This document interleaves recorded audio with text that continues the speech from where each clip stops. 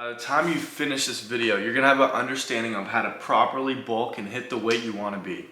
Let's start off with the story about myself. I originally started at 150 pounds and I'm currently weighing at 220 pounds. That was a 2-year process. I was about 16 years old when I first started going to the gym consistently, and now I just turned 18 years old and I weigh consistently around 220 pounds. In this video, I'm gonna tell you how to properly go about bulking and doing it the right way. Some of the things we'll be covering in this video, we're gonna be starting with my starting point. So basically, I'm gonna give you a little story of when I first started going to the gym, what was going on in my life at the time, and things like that. Then we're gonna go, first topic will be the nutrition approach. Because a lot of people don't think about nutrition as much. They think like, oh, I need to lift heavy, all this stuff. Yes, that is true, but like 70% of the work comes from dieting. If you're not eating right, you're not gonna hit the weight you wanna be. Next topic we're gonna be talking about is the training program. So we're gonna talk about some splits, exactly what kind of training you're gonna have to do, the intensity level. After that, we're gonna move into recovery and consistency. We'll end up with results, and last thing will be some key takeaways. First topic, guys, is gonna be my starting point. I was about 16 years old. I remember going to the beach with my mom and dad actually, and my best friend at the time, he was actually going to the gym for I think about a month or two, and he like told me about it, and I was like, oh, I should give it a shot. So at the time, I was at my community club, like the neighborhood club gym. It was like super tiny, not many equipment, and I was like, this is actually nice. I did that for about a month, and then I was really inconsistent with it. And I remember like a month or two after, when I stopped going to the gym, I guess, and I forgot about it. I was at school and I just always thought about it, and I wanted because I remember every time I would go to the gym, you just feel so good and like kind of in a way like valued and like proud of yourself. And I was like craving that feeling, and it led me to go back into the gym. Thankfully, there was a gym, EOS Fitness, I think about 5 minutes away from my house, like walking distance. And I started actually going there consistently. And when I first started, because I was always into a bunch of little things, and my parents were like, they were always supportive, of course, love my parents. But they were like, they're like, oh, he's probably gonna stick with it for like 3 months, or, who knows. But as the time went by, I actually stayed consistent in it. I had a full set plan of when I would go to the gym, what I'm gonna do. And I've been like that ever since I actually started going to the gym consistently. And that's just a little bit about my story. And of course, when I first started, I didn't really know what bulking is, what cutting is. I didn't even know what my dream weight is. I was just there. I was just there because I was having fun. And I know it sounds stupid, like having fun in the gym, but the truth is, like, if you really like going to the gym, you're gonna find a way to like have fun in there, and like you kind of want to you craving the feeling of going back. So that's a little about how I first started. Now we're gonna move on to the nutrition approach. And before we get into it, let me just tell you guys, yes, intensity in the gym matters, like how hard you're training. I'm gonna get to that later on in the video. But the biggest thing, like 70% of the work is gonna be your diet and how you eat. There was so many times looking back at my whole gym progress where I was stuck at a weight and I was like, dude, what's going on? Like my lifts aren't going up and all this stuff. And I look back in it and I'm like, I didn't have a consistent diet. I wasn't like consistently hitting my protein goals, my calorie goals, or my carb goals. So it really plays a big role, especially in the gym, either bulking or cutting, to be honest. But first thing is a controlled surplus. So what you're gonna wanna do is you're gonna wanna find your maintenance calorie level, or maintenance calories to maintain what you currently have. Mine right now at 220 pounds, I think is around like 3,200 calories. So that means if I ate that every day, that's just my maintenance level. So in a bulk, you're gonna wanna have a surplus, a calorie surplus. So let's just say your maintenance level is 2,500 calories. You're gonna wanna be roughly in it depends how fast you wanna hit your goal, but I would recommend like a 300 or 400 calorie surplus. So, if your 2,500 calories is your maintenance, you're gonna wanna be eating about like 2,800, 2,900, maybe even 3,000 if you're trying to go crazy. So that's the first thing. You're always gonna wanna be in a calorie surplus. That's what a bulk is. Next up, guys, we're gonna talk about protein. The importance of protein is incredible. Carbs and protein is what you're gonna really want to really lock in when you're bulking. Of course, mainly protein though. You're gonna wanna eat roughly a pound of body weight per gram of protein. What I mean by that is, like, if you weigh, let's say 150 pounds, you're gonna wanna eat at least 150 grams of protein. That is a common saying when it comes to that, but for me, I always did a little bit above the protein. So like, I remember weighing like 180 pounds. I would always go for my goal weight protein. So I'd eat 200 grams of protein a day, not just 180. And now at 220 pounds, it's getting hard to eat all this protein, but now I'm having to eat around like 230, 240 grams of protein, because that's probably gonna be my goal body weight next, unless I go on a cut soon, but I'm still trying to figure that out. But you get the point. Whatever your weight is in pounds, convert that to grams of protein. I would also add probably another 10 or 20 grams of protein on top of that. So again, if you weigh 150 pounds, eat at least 170 grams of protein a day. And the main thing with that is consistency. Protein will help, of course, your muscle gains, I'm sure you're familiar, recovery, just feeling good. You have to get that locked in. All right, now we're gonna move on to tracking. I didn't track my calories and food for actually quite a while when I first started going to the gym. Probably that first year, I was not tracking many calories. But looking back at it, it kind of explains why my progress wasn't that good that first year, is because I didn't have a consistent diet. After that, I remember being pretty consistent with calorie tracking for a while, and that helped me so much. It honestly, either app is fine, just as long as you're able to, like, some have AI where you can take a picture of your meal and it like estimates it. So if you just want even to just estimate the amount of calories and protein, that's fine, just as long as you're getting to your goal. So I definitely recommend tracking your calories. It's gonna help you so much by just really seeing what you're eating throughout the day and how much calories you have left to hit by the end of the day. Or protein, carbs, fat. It definitely helps when you're bulking, and I could say the same thing with cutting, even though I haven't cut before. But definitely track your calories. It's a game changer. It'll really lock you in. All right, guys, the next topic we're gonna be covering is the training program. So of course, first things off, you're gonna wanna pick a split that you're gonna enjoy and be consistent with.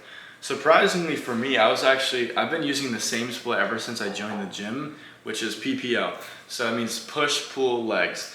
So it means kind of how my week goes is Monday, I hit chest, triceps, and shoulders. Tuesday, I hit back, biceps, and a little bit of forearms I throw in there. And then legs, of course, is your legs. So quads, hamstrings, and calves. And then it repeats. So I'm hitting each muscle group at least twice a week. Sunday is like when I use my rest day. I go to church in the morning, and normally I either just rest at home, maybe get some work done, or just honestly chill. Or if I'm in the mood for like a massage or to do a sauna, I just go back to the gym, but I don't work out. I just hit a massage chair.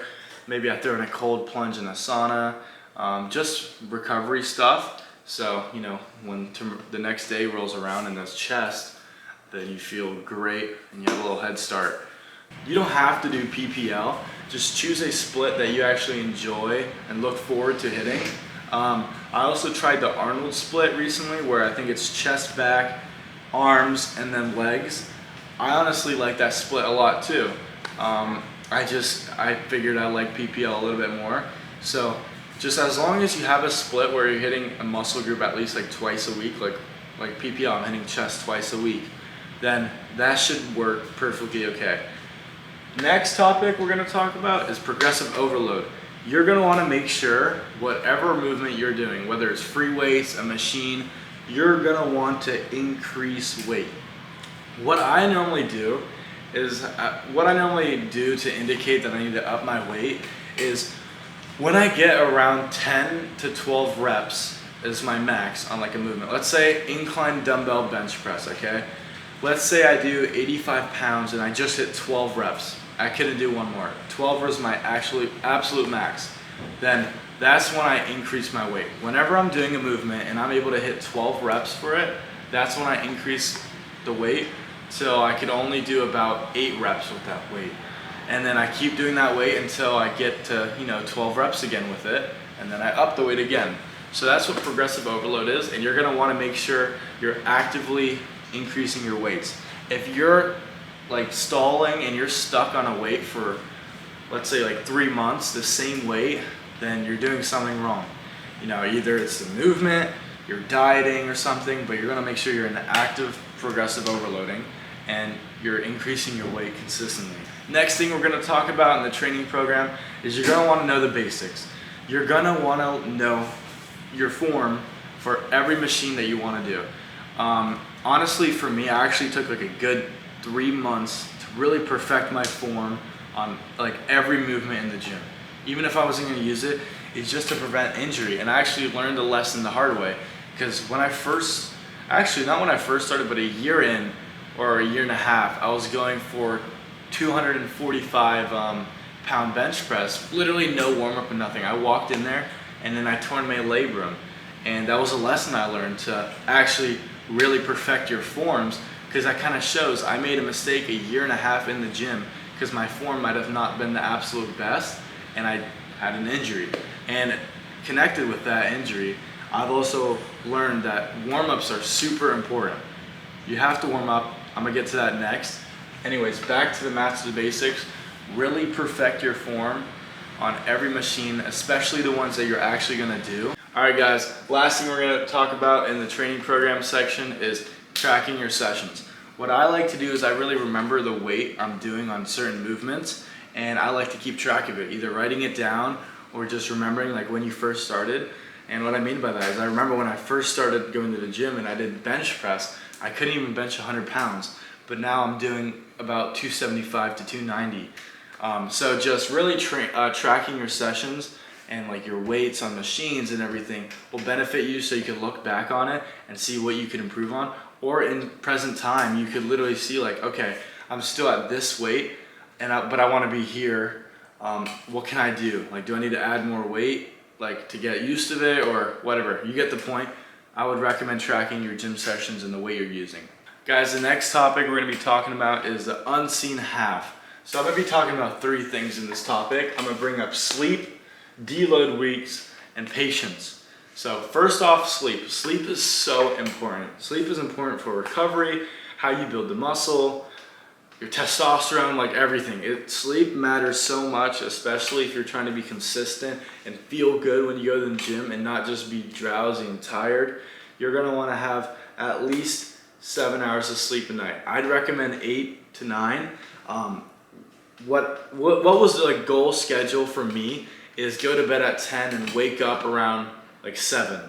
So I think that allows like 9 hours of sleep even too. So that's really good. If you could get a good consistent sleep schedule, and that's honestly still something I'm working on to this day, but that is so important. It's gonna help you so much long-term wise and in the gym and just in health in general. So I'd definitely lock in your sleep. Again, 7 to 9 hours a night. That would be the recommended like sleep time. Next, we're gonna talk about deload weeks. What I mean by this is if you ever go on like a vacation, let's say you're gone for a week and you couldn't have gone to the gym. When you go back to the gym, when you get back home, don't immediately lift the same weight you did. You can actually, but I would, like let's say, I keep bringing up the incline dumbbell bench press, but let's say I was doing 80 pounds. When I get back from, the vacation, I would normally do around like 75 pounds just to get the feel of it and get your body back used to it. So, to prevent an injury, let's say that happened, which I hope it didn't happen. But definitely go a little lighter when you get back from a vacation. And then of course, in a couple of days, you can go back to your normal weight. The last thing I'm gonna talk about in this section is patience. I hope you know, just because you're eating amazing and you're lifting good weights, you're not gonna see immediate progress in a month. That is the truth, sadly. I was into it and I was like, I thought I would see like progress in like a day or two, but like that's just unrealistic. You're probably gonna see progress over, let's say 3 months, you'll really start seeing progress. So just really have strong patience. You're gonna need it with the gym. There's gonna be times where you either probably feel small or like you're lifting light, and you wanna do more, there's this, that, whatever it is. But you're just gonna have that patience and just realize, look at it in like a year perspective. Not like what I'm gonna do next month. Look at it like, okay, this is my goal weight. How am I gonna look in a year if I do this throughout this year? You know what I mean? So look at it more in a long-term picture than 2 months, 3 months. I mean, like let's say half a year is also good. Like 6 months from now, I wanna do, you get the point. So that's a good way to look at it perspective-wise. All right, guys, thank you guys so much for watching.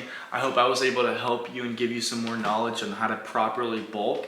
If you guys have any questions, feel free to leave a comment down below. I will answer it. If you want to join the Discord server where we can hop on calls, text, I can make post announcements, all this stuff, the link will be in the description. And if you're looking for a clothing brand that has gym and Christian clothing, check out definegymbrand.com, link will be in the description. And you can use code FIRST20 for 20% off at checkout. Have a good one, guys.